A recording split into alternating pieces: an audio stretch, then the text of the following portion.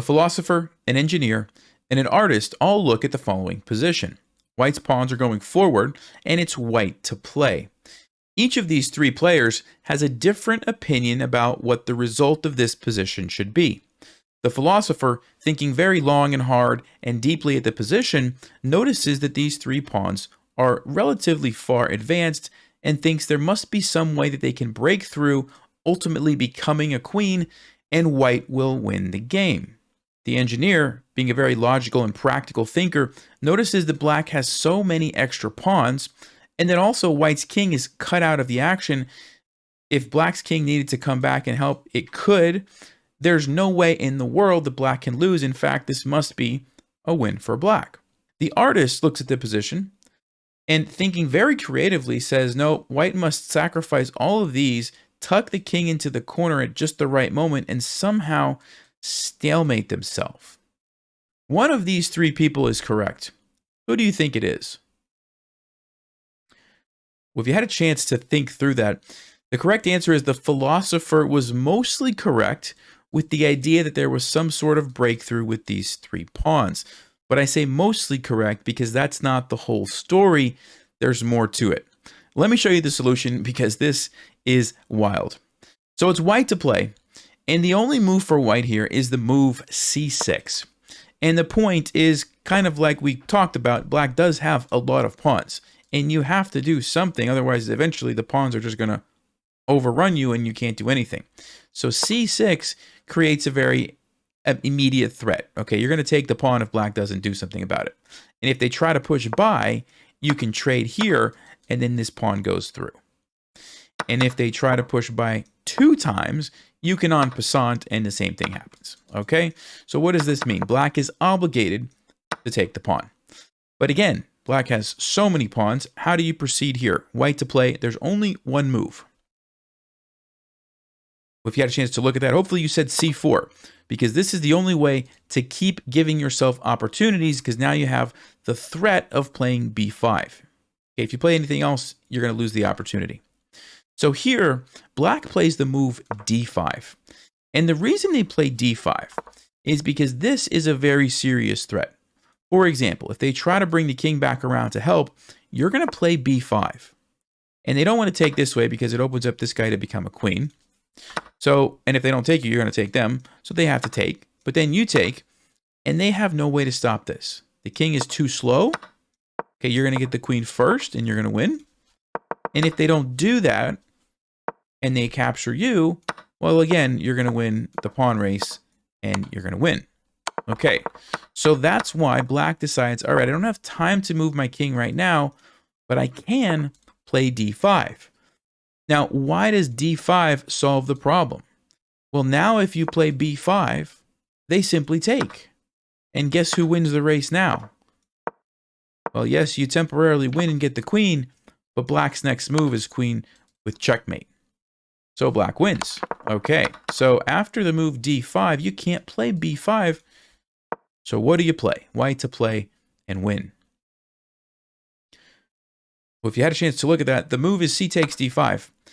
And now black does something interesting. Again, they don't actually take the pawn, because if they take the pawn, do you see how you can win? Well, that's correct. You push the pawn and you're breaking through, right? They can either take you and let the pawn go, or let you take them and their king is too far. Okay? However, what black does instead is say, okay, I won't take you. Now I'll bring my king around. And now the king is going to be just in time. So what do we play now? Well, we have to take here, because if we try to like break through, they just take us and we're out of pawns. So we have to spend a move to take this. But then the king comes over and we have to keep trying. So we play b5. And of course, if black takes, we're happy, because now we go a6. The king is too slow and we win. Okay, great. But what does black do instead? This very clever move, king to d6. Now, what do we play here as white? If you had a chance to look at that, you can't push here. Black simply takes and you're out of tricks. Okay? So you have to take here, trying to get a queen.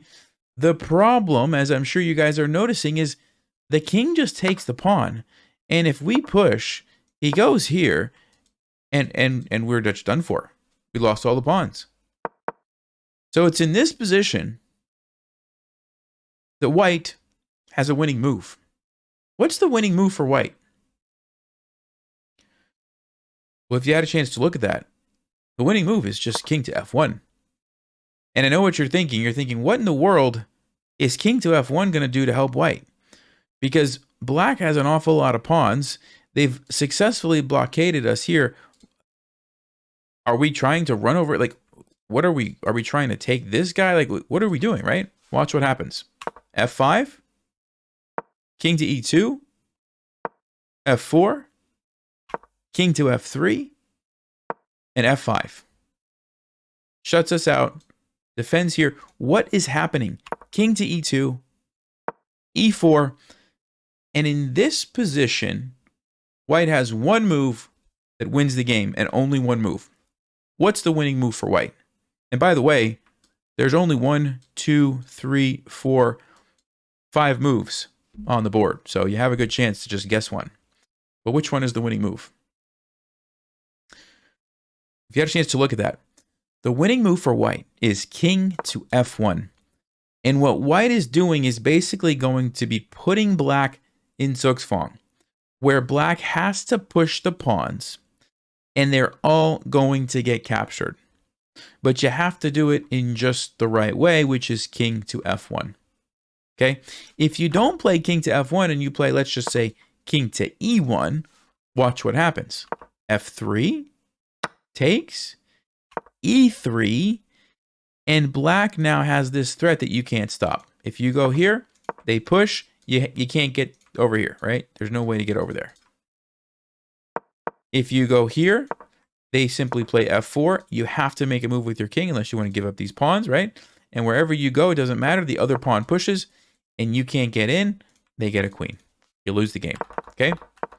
So going back here, e1 loses, this loses, this loses.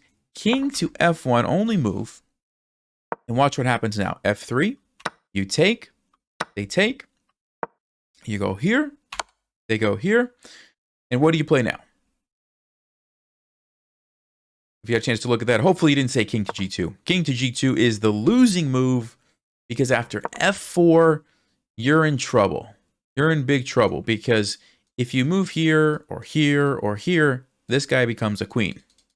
So you have to play king f1, but then f3 just traps you in. And you have to play this, and then g2 check, and then black goes and gets the pawns and wins the game. Okay, so going back here, losing move and winning move. King to f1 is the winning move because now black doesn't want to go here and just give up their pawn, so they're going to play f4. But now you play king g2. And now it's the same exact position, except it's black's turn. And black doesn't have any moves. Because if you ever move the king as black, maybe I should have mentioned this earlier, but if you ever move the king with black, this guy becomes a queen, right? And he's gone. You have to just leave the king sit there. Same thing here, he becomes a queen. So all these pieces are essentially stuck. Nobody wants to move them. But black doesn't want to move these either, because if you move this one, you lose it. So the only move left is f3. And now we just go back. We just go back. And what's black going to do? They have to push this one. Unless they're going to let you get a queen. So here we go. We take it. They have to push this one. Here we go. They have to push this one. Here we go. And guess what? Now black has to move somewhere with the king. And we get the queen and we win the game. Wow.